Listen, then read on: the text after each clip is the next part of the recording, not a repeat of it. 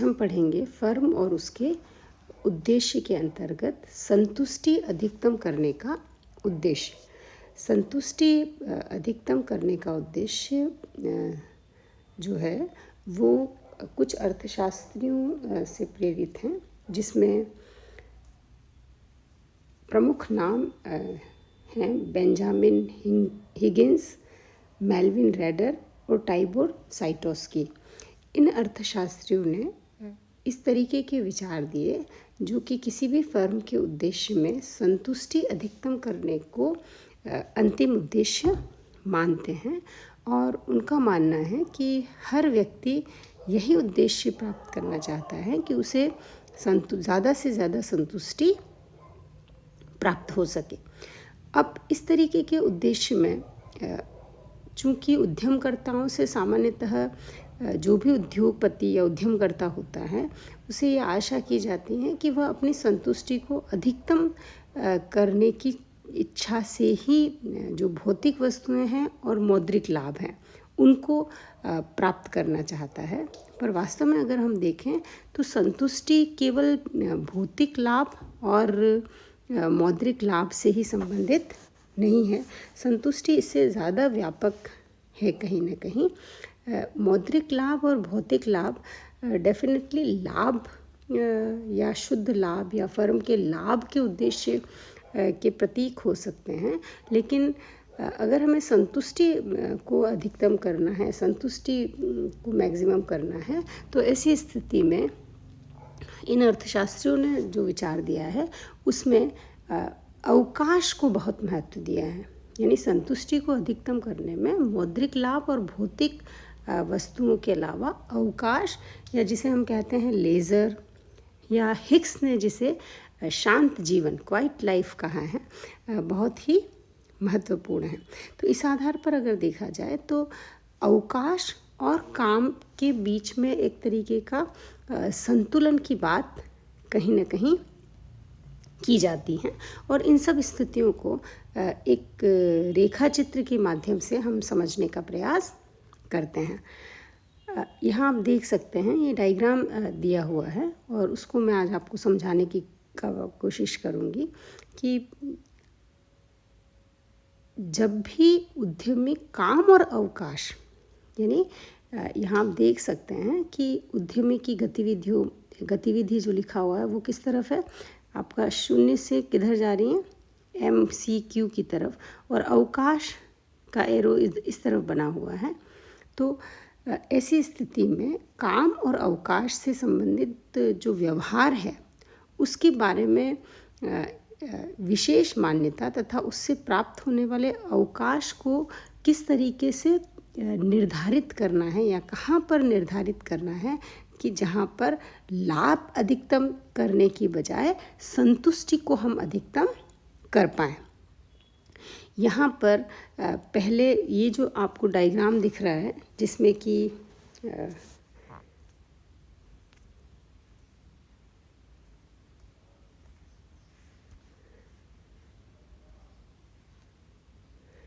ये जो P है और PQM या P और C से मिलकर जो चित्र बना है हमारा, ये इस तरीके का आप देखिए कहीं ना कहीं।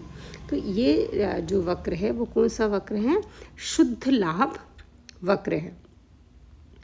और यहाँ पर लाभ और अवकाश में हम किस तरीके से चयन करते हैं इसको समझने का प्रयास करेंगे।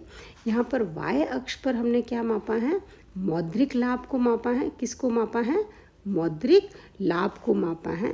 और उद्यमिता या उद्यमकर्ता के द्वारा जो भी काम किए जाते हैं उनको हमने x अक्ष पर देखा है। क्या उद्यमी गतिविधि करता है या कोई भी काम करता है तो वो इस तरफ प्रवृत्त होगा, 0 से M की तरफ, और अगर वो लेज़र को पसंद कर रहा है तो वो इस तरफ प्रवृत्त होगा।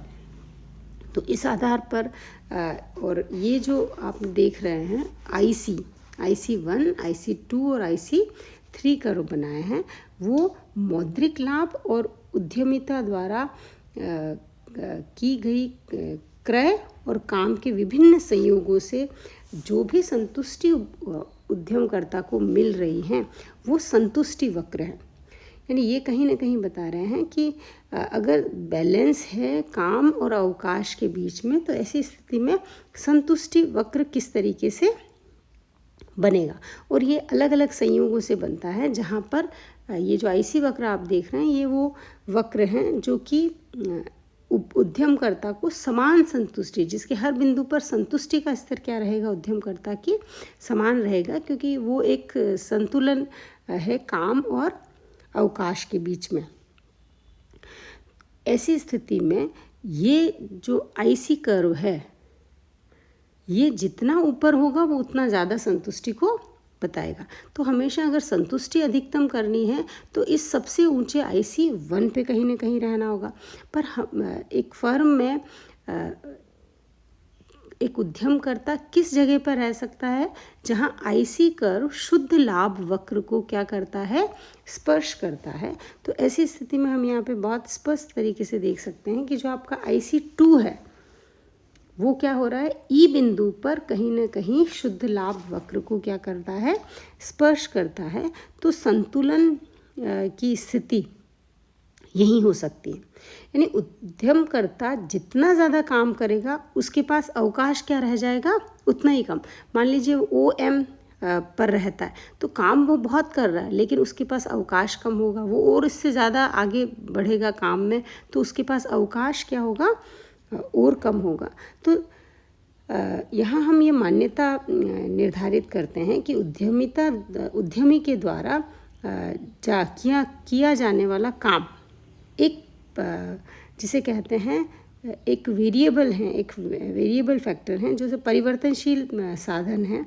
अर्थात हम ये मान लेते हैं कि उद्यमी जो है उसको वो विभाजनशील यानी डिविजिबल साधन है, पर उत्पादक की हर इकाई के लिए उसकी मात्रा क्या है, स्थिर है।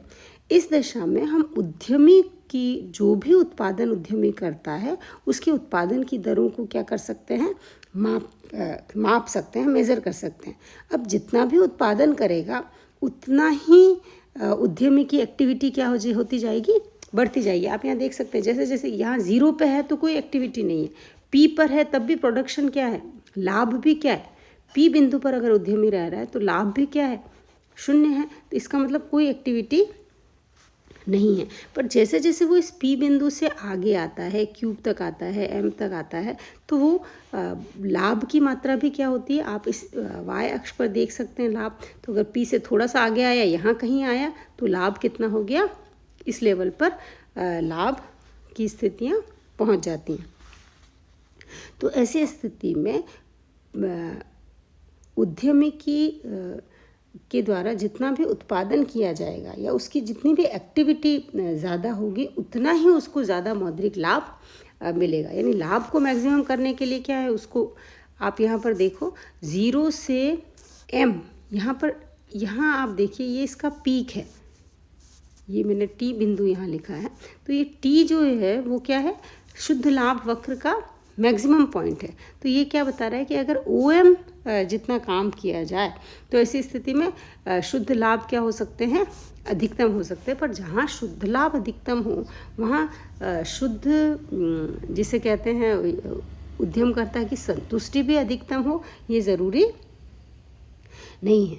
यहाँ पर जो PC वक्र है वो उद्यमी द्वारा काम करने पर लाभ की मात्रा में परिवर्तन, ये जो पूरा PC वक्र है वो काम और लाभ की मात्रा में परिवर्तन को बताता है कि कोई भी उद्यमी यहाँ जैसे जहाँ मैंने भी आपको बात की कि यदि P 0 है, 0 उत्पादन को बताता है, जिसका मतलब है कि उद्यमी कोई काम नहीं करता, हर समय वो अवकाश की स्थिति में रहता है।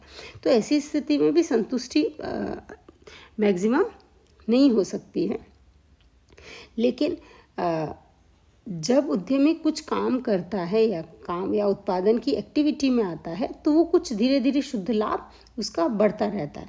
और यह शुद्ध लाभ उसकी देखिए जैसे जैसे वो आगे आएगा उसका शुद्ध लाभ कितना हो रहा है, ये कर्व यूँ ऊपर की तरफ जा रहा है, तो शुद्ध लाभ भी उसका क्या होता रहता है, बढ़ता रहता है। और शुद्ध लाभ वक्र और P से शुरू होता है। ये शुद्ध लाभ वक्र क्या हो रहा है, P से स्टार्ट हो रहा है और C पर क्या हो जाता है, खत्म हो जाता है। और ये उत्पादन के विभिन्न स्तरों पर अलग अलग प्रोडक्शन की स्थितियों पर उद्यमी द्वारा किए गए काम को तो बाईं से दाईं ओर, यानी उद्यमी की गतिविधि यानी काम जो वो कर रहा है वो इधर से इधर हम मेज़र कर रहे हैं, और अवकाश वो जो ले रहा है वो हम दाईं से बाईं ओर उसे देख रहे हैं। तो ऐसी स्थिति में हम ये स्पष्ट कर सकते हैं कि अलग अलग मात्राओं से उद्यमकर्ता को प्राप्त होने वाले जो शुद्ध लाभ हैं वो इस वक्र के द्वारा प्रकट हो रहे हैं। यह हमको यहाँ ध्यान रखना चाहिए कि जितना अधिक अवकाश का त्याग उद्यमकर्ता को करना पड़ता है उतना ही वो अपनी संतुष्टि को अधिकतम करना चाहता है, और वो सबसे ऊंचे वाले आईसी कर्व पर पहुंचना चाहता है। क्यों? क्योंकि संतुष्टि अधिकतम कहाँ होगी?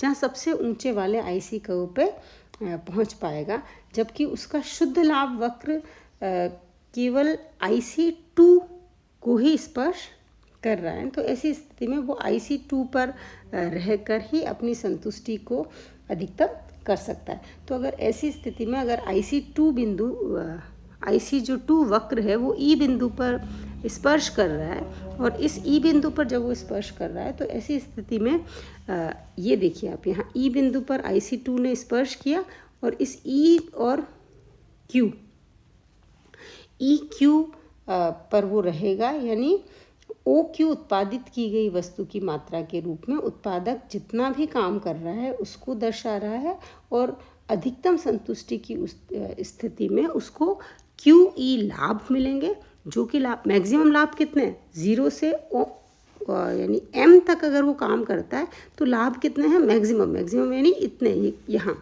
लेकिन उस अगर संतुष्टि को अधिकतम करना होगा तो उसको जो शुद्ध लाभ या मैक्सिमम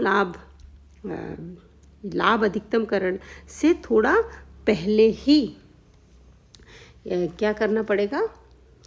उत्पादन को स्वीकार करना पड़ेगा, यानी कम OQ पर उसको वो रहेगा तो उसकी संतुष्टि क्या होती है?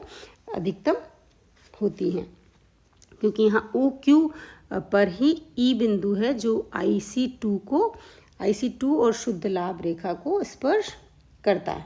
तो ऐसी स्थिति में उद्यमकर्ता के द्वारा CQ के समान अवकाश को भी ये चीज़ क्या होती है? दर्शाता है। यानी OQ जितना काम करेगा तो अवकाश कितना लेगा? वो ये Q और C के जितना, वो जितना ज़्यादा काम करेगा उतना उसका क्या होगा? शुद्ध लाभ कम होता रहता है। तो शुद्ध लाभ उस समय OM पे मैक्सिमम है, तो अगर वो OM जितनी उद्यमी क्रियाएं कर रहा है तो शुद्ध लाभ तो मैक्सिमम है, लेकिन यहाँ पर संतुष्टि अगर अधिकतम करनी है तो उसे किस पर रहना पड़ेगा? OQ पर रहना पड़ेगा।